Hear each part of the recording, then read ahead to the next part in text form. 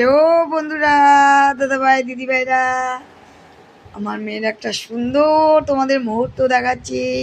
সে হচ্ছে শীত কাতুরে কম্বলের তলায় ঢুকে শুয়েছে, শুধু কম্বল, দুপুর থেকে শুধু কম্বল। দেখো কি কিউট ভাবে শুয়ে আছে, আর ও মাঝখানেই শোবে।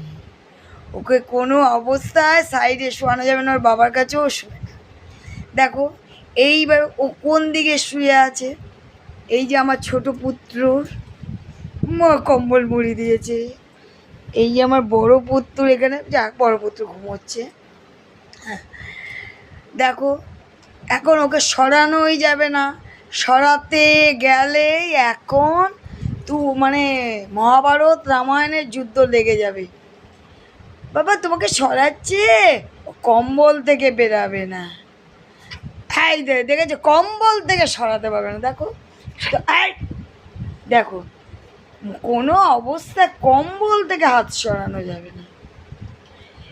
এত শীত কাতুরে। আবার কি জানো তো বন্ধুরা, যদি কম্বল দিয়ে সরানো হয়, এবার কুঁ কুঁ কুঁ কুঁ করে তোমার চেঁচাবে, মানে ওর কম্বল ওর গায়ে দেবে। এই বালিশটা দিয়ে দেয়, কোল বালিশ, বেচারি কোল বালিশ। হাত দিস নে, এখনই কিন্তু খাক করে উঠবে কিন্তু। আর কিরকম বদ দেখো, কম্বল নিয়ে পুরো জড়িয়ে শুয়ে থাকবে। তাই যাই হোক, এটা তো